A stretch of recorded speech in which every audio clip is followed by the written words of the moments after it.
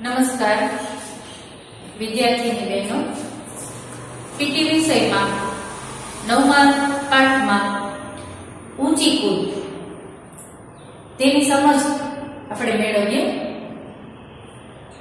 ઊંચી કૂદ ખેલકૂદ પ્રવૃત્તિઓમાં ઊંચી કૂદ આગવું સ્થાન ધરાવે છે.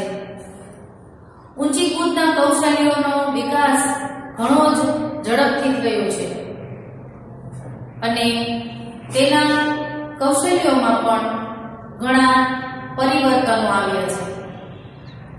ઊંચી કૂદમાં ખેલાડી દોડતો આવે, એક પગે ઠેક લઈ શરીરને ઉર્ધ્વ દિશામાં ઊંચકી આડા વાંસને ઓળંગી ખાડામાં એટલે કે પીઠ પર ઉતરણ કરે છે. ઊંચી કૂદમાં વધુ ઊંચાઈએ કૂદવા માટે શરીરના કમરથી નીચેના ભાગને ઉપર તરફ વાળી જેમ બને તેમ શરીરનું ગુરુત્વ મધ્ય બિંદુ શક્ય તેટલું ઊંચાઈએ લાવવા પ્રયત્ન કરવો જોઈએ.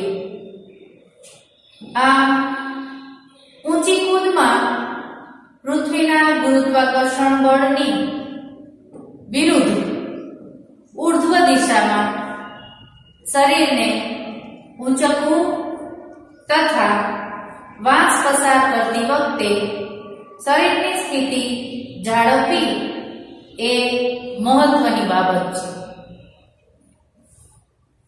ત્યાર પછી આપણે મેદાનની સમજ મેળવીએ. તો એમાં એક દોડ માર્ગ હોય અને એક ખાડો હોય. દોડ માર્ગની લંબાઈ ઓછામાં ઓછી 15 મીટર હોય છે. ઓલિમ્પિક અથવા આંતરરાષ્ટ્રીય સ્પર્ધાઓમાં દોડ માર્ગની લંબાઈ 20 થી 25 મીટર રાખવામાં આવે છે. ઊંચી કૂદની ઘોડીઓથી 15 મીટરની ત્રિજ્યાવાળો ચાક દોરી સમગ્ર પ્રદેશને દોડ માર્ગ જેમ જ સમતલ બનાવવામાં આવે છે. ત્યાર પછી પીઠ એટલે ખાડો. લંબાઈ 5 મીટર અને પહોળાઈ 4 મીટર હોય છે.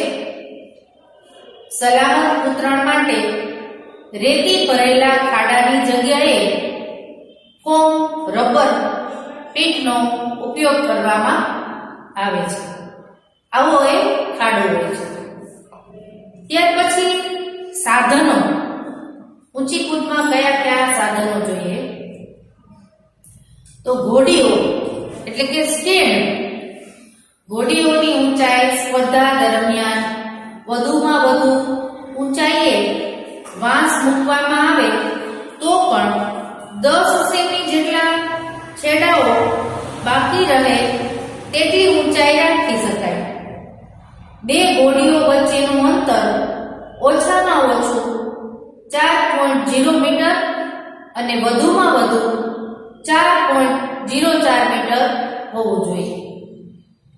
આ રીતે ઘોડીઓની ગોઠવણી કરવામાં આવે છે. ત્યાર પછી ક્રોસ બાર એટલે કે આડો વાંસ.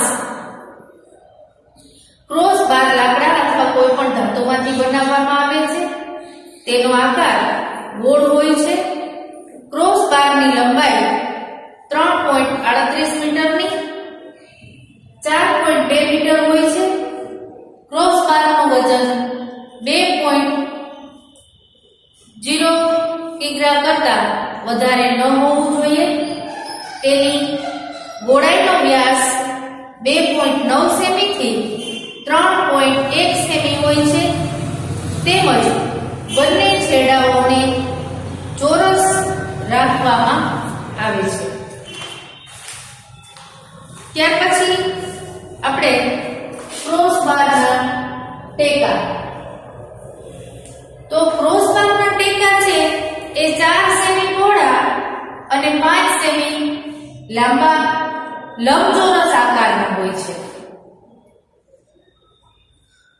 ત્યાર પછી આપણે કૌશલ્યો જોઈએ ઊંચી કૂદના. તો એના 4 કૌશલ્યો હોય. સૌથી પહેલા તેજ કદમી એટલે કે આગમ દોડ. બીજું કૌશલ્ય ઠેક. ત્રીજું કૌશલ્ય વાંસ ઓળંગવું. ચોથું કૌશલ્ય ઉતરણ. હવે આપણે આ 4 કૌશલ્યની સમજૂતી જોઈએ. તો સૌથી પહેલા એપ્રોચ રન એટલે કે આગમ દોડ પેજ કદમી. તો આગમ દોડમાં નીચેની બાબતોનો સમાવેશ એટલે કે અહીંયા પેજ નંબર 56 ઉપર આપેલું છે કે સૌથી પહેલા દિશા, પછી ખૂણો અને પછી અંતર.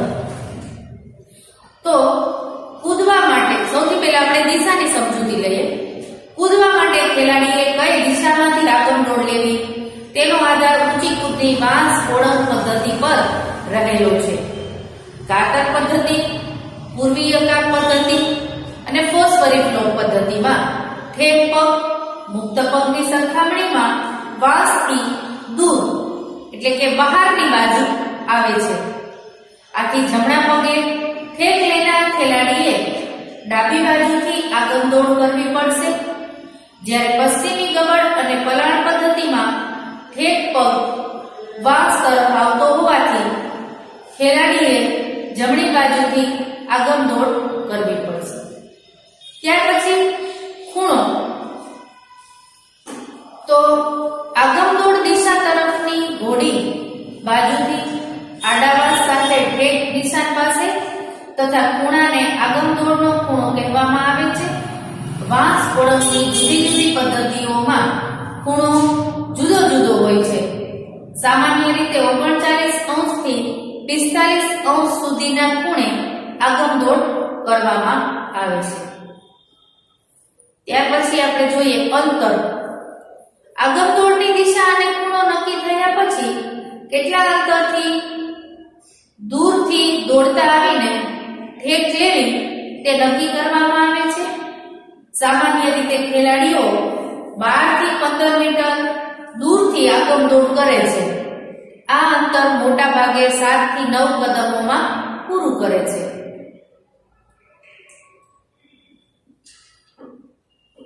આ આગમ દોડના હતા કૌશલ્યો. ત્યાર પછી હવે આપણે આગળ જોશું ઠેક. તો ઠેક એટલે ટેક ઓફ. ઠેક માટે પ્રથમ ઠેક નિશાન નક્કી કરવું જરૂરી છે. જે બાજુથી આગમ દોડ કરવાની હોય તે બાજુની ઘોડીથી અને ક્રોસ બારથી ખેલાડીના પૂરા હાથનું માપ લઈ જમીન પર નિશાન કરવું. આ નિશાન તે ખેલાડી માટે ઠેક નિશાન ગણાશે. આગમ દોડમાં મેળવેલા ગતિમાં અવરોધ ન થાય તે રીતે ઠેક નિશાન પર ઠેક પગની એડી પ્રથમ અટકે તેમ લઈ શરીરને ઉર્ધ્વ દિશામાં ઉંચકવામાં આવે છે. આગમ દોડનું છેલ્લું કદમ પ્રમાણમાં મોટું લઈ ઠેક પગની એડી ઠેક નિશાન પર મૂકી ઠેક પગને ઘૂંટણમાંથી વાળવું. શરીરનું ગુરુત્વ કેન્દ્ર સહેજ પાછળ તથા નીચે રહેશે. શરીરની ગતિને લીધે શરીર આગળ ધકેલતા ઠેક પગનો પંજો જમીનને અડકશે. આ વખતે હાથનો નીચેથી ઉપર તરફ ઝોલો લેવો તથા મુક્ત પગને નીચેથી ઉપર ઝોલો સાથે સીધો કરવામાં આવતા શરીરને ઉર્ધ્વ દિશામાં ઉંચકવામાં સફળતા મળે છે. ટૂંકમાં ઠેક પગની ઉછાળ શક્તિ, મુક્ત પગનો ઝોલો તથા બંને હાથની ઉપર ગતિ આ 3 પરિબળોના સમન્વયથી શરીરને ઉર્ધ્વ દિશામાં અસરકારક રીતે ઉંચકી શકાશે. ત્યાર પછી આપણે વાંસ ઓળંગ અને ઉતરણ એની સમજૂતી મેળવીએ. તો વાંસ ઓળંગ એ ઠેક લીધા પછી શરીરને વાંસ ઉપરથી સફળતાપૂર્વક પસાર કરવાની ક્રિયા ખૂબ જ અગત્યની છે. આડા વાંસને ઓળંગવા માટે પરની શરીરની સ્થિતિ મહત્વનો ભાગ ભજવે છે. શરીરની આ સ્થિતિનો આધાર ઊંચી કૂદની વાંસ ઓળંગની સ્થિતિ વાંસ ઓળંગની વિવિધ પદ્ધતિઓ પર રહેલો છે. વાંસ ઓળંગની વિવિધ પદ્ધતિઓ પહેલી કાતર પદ્ધતિ, બીજી પૂર્વીય કાપ પદ્ધતિ, ત્રીજી પશ્ચિમી ગવડ પદ્ધતિ, ચોથી પલાણ પદ્ધતિ અને પાંચમી ફોસ્ફરી ફ્લોપ પદ્ધતિ. ત્યાર પછી આપણે વાંસ ઓળંગ પછી જોઈએ ઉતરણ એટલે કે લેન્ડિંગ. તો વાંસની ઊંચાઈથી જમીન પર આવતા શરીરના ધક્કાનો પ્રત્યાઘાત નહિવત બનાવી શરીરને ઈજા ન થાય તે રીતે ઉતરણ કરવામાં આવે છે. ઉતરણની ક્રિયા જુદી જુદી પદ્ધતિઓમાં જુદી જુદી હોય છે. કાતર પદ્ધતિમાં ઠેક પર પગ અથવા ઘણી વખત બંને પગ પર ઉતરણ થાય છે. પૂર્વીય કાપ પદ્ધતિમાં ઠેક પગ પર, પશ્ચિમી ગવડ પદ્ધતિમાં ઠેક પગ અને બે હાથની મદદથી વાંસને સમાંતર ત્રિપગું ઉતરણ થાય છે. પલાણ પદ્ધતિમાં મુક્ત પગ અને બે હાથ પર ઉતરણ કર્યા પછી મુક્ત પગ પર બાજુના પડખે શરીરને ખાડામાં દોડાવવામાં આવે છે. જ્યારે ફોસ્ફરી ફ્લોપ પદ્ધતિમાં પીઠ તથા ખભા પર ઉતરણ થાય છે.